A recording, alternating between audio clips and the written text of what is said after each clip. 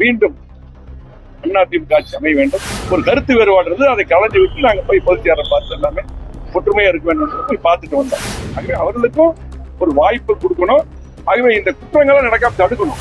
தோல்வியை பார்த்து எப்பவுமே அதிமுக கொண்டு போக போதை கலாச்சாரம் மிகப்பெரிய பரவி இருக்குது. அதை உடனடியாக இந்த அரசு தடுக்க வேண்டும். சட்டமன்ற தொகுதியிலே தொண்டாமுத்தூர் சட்டமன்ற தொகுதி மக்கள் என்னை தொடர்ந்து 5வது முறையாக வெற்றி பெற செய்ததற்கு தொண்டாமுத்தூர் சட்டமன்ற தொகுதி அத்தனை பொதுமக்களிடமும் அவருடைய பாதம் பணிந்து நன்றி தெரிவித்துக் கொண்டு இன்றைக்கு சட்டமன்ற உறுப்பினராக நான் சென்னையிலே பொறுப்பேற்று அதற்கு பின்னால் உங்களுக்கு தெரியும் இன்னைக்கு தான் நான் கோயம்புத்தூர் வரேன்.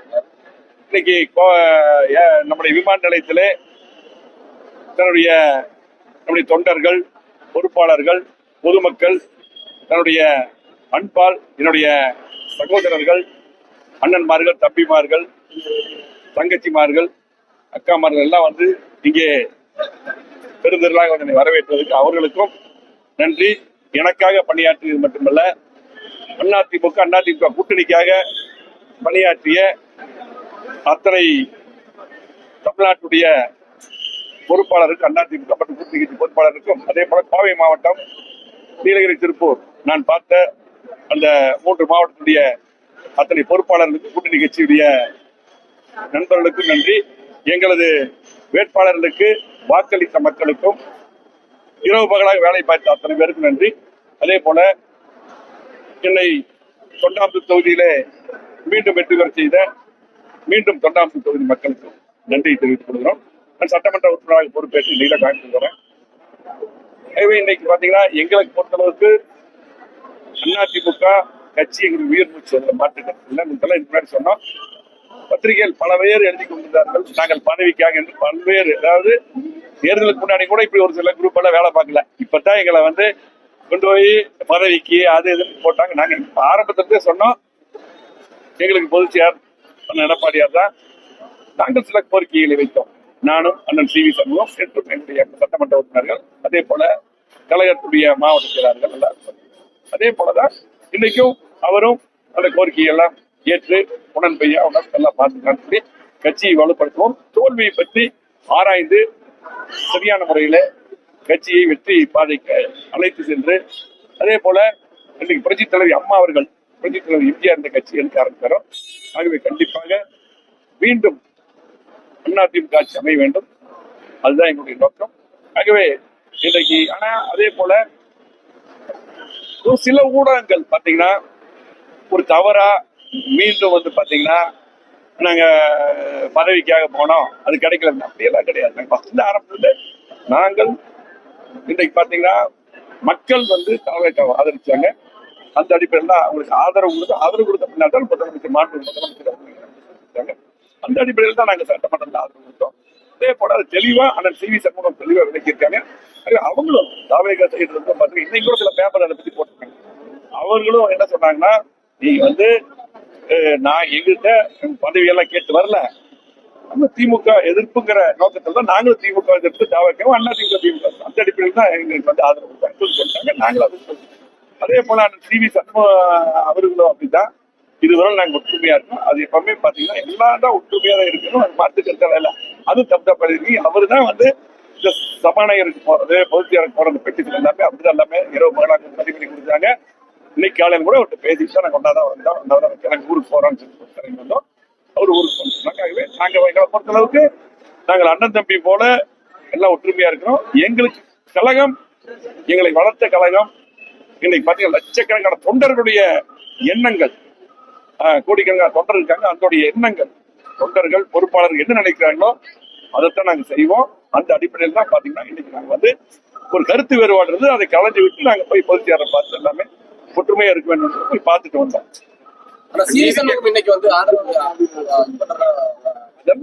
அதாவது என்னன்னா, நான் திரும்ப காலையில கூட பேச்சு வந்தோம். நேற்று நாங்க எல்லாமே நாங்க வந்து சபாநாயகர் பொதுச்செயலாளர் அவரு கூட தான் எல்லாம் ஒன்னாதான் இருந்தோம்.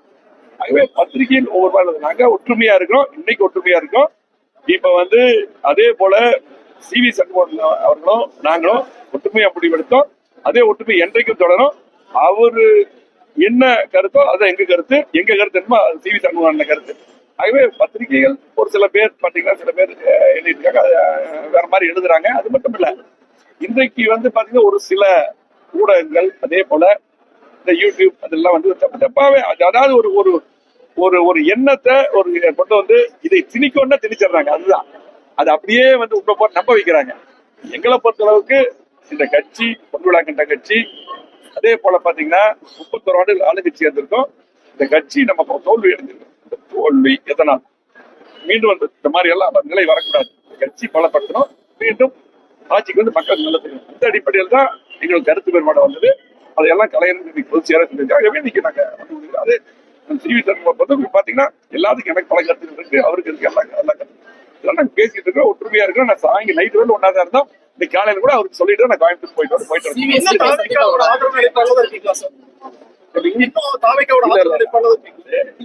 அதாவது தேவையான எல்லா கேள்வியும் சொல்லியாச்சு. அந்த தேவையான கேள்விக்கு மட்டும் பதில் சொல்றேன்.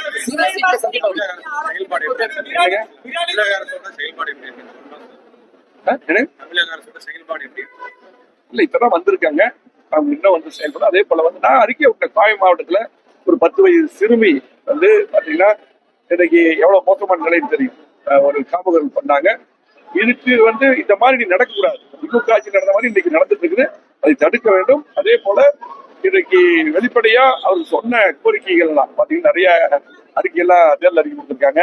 மக்கள் நிறைய எதிர்பார்க்காங்க. இது விவசாய கடன் கூட பாத்தீங்கன்னா எல்லாரும் அவங்க சொன்ன மாதிரி தேர்தல் அறிக்கை சொன்ன மாதிரி பண்ணணும். இதெல்லாம் நாங்க அவங்க வலியுறுத்துவோம். இப்ப பாத்தீங்கன்னா இப்பதான் அவங்க வந்திருக்காங்க. ஆகவே அவர்களுக்கும் ஒரு வாய்ப்பு கொடுக்கணும். ஆகவே இந்த குற்றங்களை நடக்காம தடுக்கணும். கடந்த மாதிரி நடக்கணும். நிறைய சொல்லியிருக்காங்க. கண்டிப்பா அதெல்லாம் தடுப்போம் சொல்லியிருக்காங்க. அதெல்லாம் தடுக்கணும். ஆகவே அவர்களுக்கு நாங்க வாய்ப்பும் நல்லா பண்ணணும்னு சொல்லி எங்க நேரம் சந்திக்கும் போது பல கோரிக்கைகள் கொடுத்துருக்கோம்.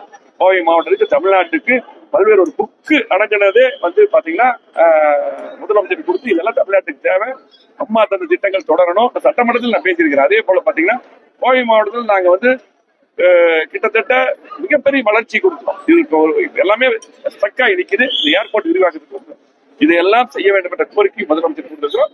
ஆகவே கண்டிப்பாக அவர்கள் செய்ய வேண்டும் என்று நினைக்கிறோம், செய்வார்கள் நினைக்கிறோம். அப்படி இல்லாட்டி கண்டிப்பா அதுக்காக குரலை ஓங்கி சட்டமன்றத்தில் கொடுப்போம். அதே போல பாத்தீங்கன்னா எங்களுக்கு முக்கியம் கோவை மாவட்டத்துடைய வளர்ச்சி, திருப்பூர் நீலகிரி தமிழ்நாட்டுடைய வளர்ச்சி. அதுக்காக இந்த அரசு பணியாற்ற வேண்டும். அதே போல பாத்தீங்கன்னா இன்றைக்கு இந்த குற்றங்கள் பாத்தீங்கன்னா அது தொடர்ந்து நடந்துட்டு இருக்குது. அதே போல போதை கலாச்சாரம் மிகப்பெரிய பரவி இருக்குது. அதை உடனடியாக இந்த அரசு தடுக்க வேண்டும். அதனால நம்ம அவங்க இப்ப வந்திருக்காங்க, உடனே நம்ம ரொம்ப அவங்கள போய் இது பண்ண முடியாது. அதுவே எங்கள்கிட்ட முதலமைச்சர் பேசும்போது நல்லபடியா எல்லாமே பண்ணுவோம்னு சொல்லியிருக்காரு. அதை நாங்க எதிர்பார்த்தோம்.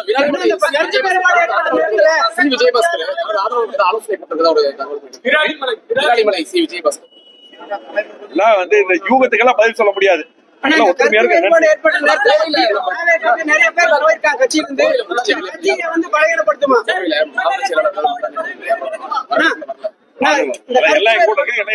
சென்னை பாத்துட்டு வந்தாங்க. எல்லாருக்கும் வெளியூர் அதனால நாங்க ஒற்றுமையா இருக்கிறோம். அது மட்டும் இல்ல, தேவையில்லாத கேள்வி ஒற்றுமையா இருக்கிறது எங்களை பொறுத்த அளவுக்கு ஒற்றுமையா இருக்கு. அதிமுக பொறுத்த அளவுக்கு இன்றைக்கு இது மிகப்பெரிய கட்சி. நிறைய தோல்விகளை பார்த்திருக்கிறோம். தோல்வி பார்த்து எப்பவுமே அதிமுக தோண்டு போகும். ஆகவே கண்டிப்பா அதை வெற்றி படிக்கட்டாங்க மாத்தி கண்டிப்பா மீண்டும் அம்மாவுடைய ஆட்சி வரும். ஆகவே பாத்தீங்கன்னா இன்னைக்கு வருங்காலத்தில் நீங்க பாப்பீங்க. நன்றி, வணக்கம்.